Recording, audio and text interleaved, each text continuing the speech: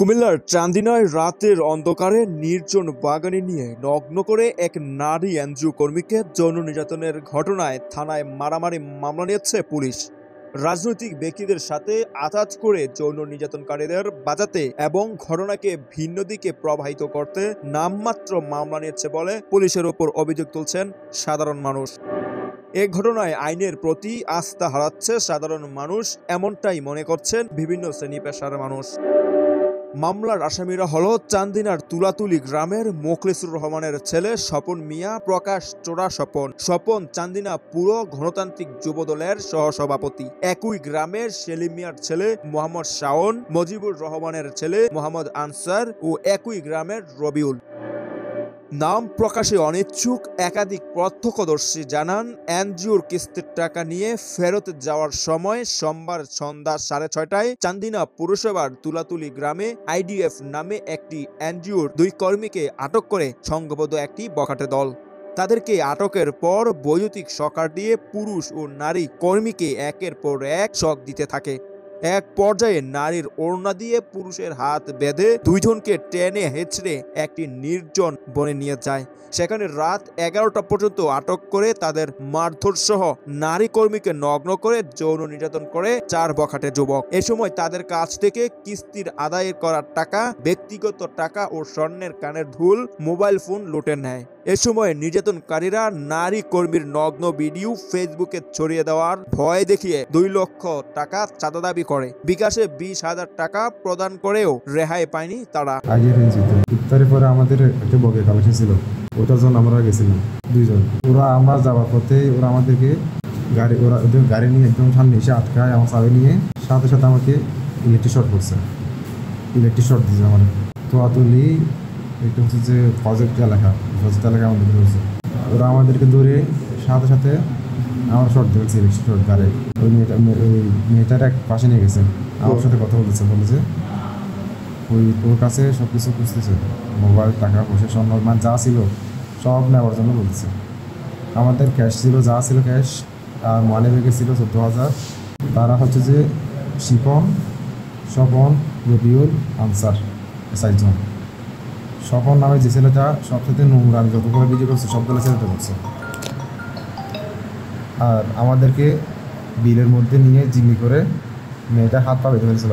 আমাকে বাঁধেনি, আমাকে শর্ট দিয়েছিল, আবারও 2-3 বার দিছে হাত পাইয়ে। গাড়ি নিয়ে আমাদের গাড়ি সহ আমাদেরকে বলছে যে আপনারা সামনে আসেন, আমরা আপনাদের ছেড়ে দিব বলে আপনারা হাত বেঁধে ফেলছে, মুখ বেঁধে ফেলছে, বেঁধে বসা রাখছে। বসা আমার অনেক দূরে নিয়ে এসে ছেলে 2টা আমাদের গলাতে ধরছে, ধরে আমার হাতে পায়ে ইলেকট্রিক শর্ট দিছে। দেওয়ার পর ওরা ওকে হাত পা বেঁধে যত কাপড় চাপড় সব তুলে যত নোংরামি করা ওটা করছে। 3 জনে সাবাসাবি করছে। স্বপন নামে ছেলেটা ওর সাথে স্বপন নাকি স্বপন কালো করে ছেলেটা। ওর ফুলবি একটা হুন্ডা আছে কালো কালার, সামনে হাইলাইটের সাদা মানে কি আছে, ডিজাইন আছে। ওই এলাকা সবাই চিনেন ওই ছেলেটাকে, কারণ আমাদের হুন্ডা ওই ছেলেগুলো ওখানে রেখে চলে গেছিলো সবার সামনে রেখে। এলাকার মানুষ জানাজানি হোক বিদায়, তাদের এলাকার মাসুমা যায় বিদায় তারা বলছে যে বাড়ি যেন ঘটনাটা কি না হয়, জানাজানি না হয়।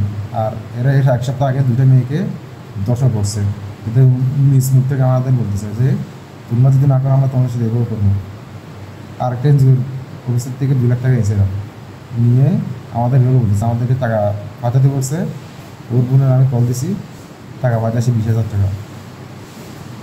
তারপরে বলছে তোমাদের ছেড়ে দেবো। অনেক কিছু পাওয়ার পরে আমার মাটিতে শর্ট ফেলছে, ইলেকট্রিক শর্ট দিতে দিতে আমার মাটিতে শর্ট ফেলছে। এরপরে যখন ওরা মেয়েটা চিৎকার দিল, আমি চিৎকার দিতে পারতাম, তখন আমার গলা দিয়ে আওয়াজ বের হচ্ছে না। তখন এলাকা দেখলাম মেয়ে যখন চিৎকার দিচ্ছে এলাকা মানে ভেঙে ও সবগুলা কাপড় খুলে ফেলছিল। খুলে মানে শরীরে প্রতিটা জায়গায় টাচ করছে। তো ওরা বলেছে তুমি কি বিয়ে করছি কিনা? ও বলেছে করি নাই। আবার বলছে করছি। ওরে বলছে তুই বিয়ে করছিস, নাহলে তুই চলে ডাক কি জন্য, মানে ওরে এমন কতগুলো প্রশ্ন করতেছে। সবগুলো 3 জনে ভিডিও করছে, হ্যাঁ উলঙ্গ অবস্থায় ভিডিও করছে 3 জনে। ওরে আমার থেকে সবাই রেখে আমি আসার পর আমি দাঁড়াইছি, দাঁড়ানোর পরে আমি আবার শুয়ে গেছি, আমি দাঁড়াতে পারতেছি না, আমার পুরো শরীর তুলতেছে। এখন আপনাদের কাজ লিখা কিন্তু আমি অনুরোধ করবো এটার জন্য যেন আপনারা সেনাবাহিনীর মাধ্যমে ওই এলাকার অবস্থা প্রচুর করুন, এটা ওই এলাকা সবাই জানে। ওই এলাকার মানুষ যেগুলো বলছে ওদের মুখ থেকে আমি শুনছি, ওরা বলছে যে এরা তো একটা টাকায় একটা কাজ করলো দুটো মেয়ের সাথে, আজকে এই ঘটনা করলো। তারা যদি একটা মারা করে ফেলে তাহলে এই এলাকা পুরাই দায়বদ্ধ হয়ে যাবে। এক পর্যায়ে গ্রামবাসী টের পেয়ে তাদেরকে ধাওয়া করে 2 এনজিও কর্মীকে উদ্ধার করে পুলিশে খবর দেয়। চান্দিনা থানা পুলিশ তাদের উদ্ধার করে উপজেলা স্বাস্থ্য কমপ্লেক্সে আনলেও চিকিৎসা দেওয়া হয় মারামারি বলে। ঘটনার শুরু থেকে চান্দিনা থানার অফিসার ইনচার্জ ওসিকে এলাকাবাসী ও গণমাধ্যম কর্মীরা অবহিত করলেও তিনি বিষয়টি পাত্তাই দেননি এবং তিনি ঘটনাস্থলে না গিয়ে দূরে আছেন বলে সকলকে জানান। অবশেষে দাউদকান্দি সার্কেল সহকারী পুলিশ সুপার ফয়সাল তানভীর থানায় এসে ওই নারী ভুক্তভোগীর কাছ থেকে সবকিছু জেনে আসামি ধরতে একাধিক টিম পাঠান, কিন্তু কোনো টিমই আসামি নিয়ে থানায় আসতে পারেনি।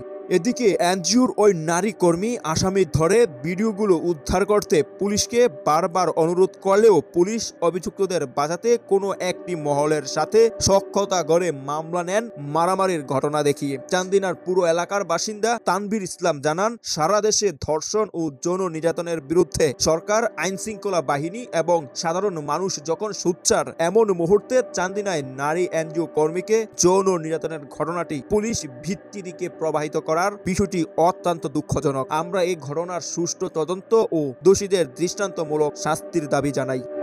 অভিযুক্ত গণতান্ত্রিক যুবদল চান্দিনা পুর শাখার সহসভাপতি স্বপন সম্পর্কে জানতে চাইলে সংগঠনের সভাপতি মইনুল ইসলাম মাস্টার বলেন, আমার জানামতে স্বপন আমাদের কমিটিতে নেই। সে একজন চিহ্নিত মাদক ব্যবসায়ী, তার বিরুদ্ধে আইন প্রয়োগকারী সংস্থা ব্যবস্থা নেবে বলে আশা করছি। মামলার বাদী মোহাম্মদ তারেকুর রহমান জানান, থানার কম্পিউটার থেকে মামলাটি টাইপ করে আমাকে স্বাক্ষর করতে বলেন। আমি স্বাক্ষর করেছি, কি লেখা ছিল আমি জানি না। চান্দিনা থানার অফিসার ইনচার্জ ওসি নাজমুল হুদা জানান, মামলার বাদী যেভাবে দরখাস্ত দিয়েছে সেভাবেই মামলা রেকর্ড করা হয়েছে। থানার কম্পিউটারে এজাহার টাইপ করে বাদীকে স্বাক্ষর করার জন্য বলা হয়েছে, এমন প্রশ্নে তিনি ফোন কেটে দেন। এ বিষয়ে জানতে চাইলে সহকারী police super Daudkandi circle Faisal Tanvir জানান, ঘটনা শোনার পর ভোর পর্যন্ত চান্দিনা থানায় অবস্থান করি, ভুক্তভোগী নারীর সব কথার রেকর্ড করি, কিন্তু পরিবারের সদস্যরা মান সম্মানের ভয়ে যৌন নির্যাতনের বিষয়টি সামনে আনতে চায়নি। তারপরেও আমি তাদের মুখ থেকে সব কথা শুনে বুঝিয়ে মামলা নিতে বলেছি। মামলা নেওয়ার বিষয়টি ওসির, তিনি কি মামলা নিয়েছেন এ বিষয়ে আমার জানা নেই, তবে এখন খোঁজ নিয়ে দেখব।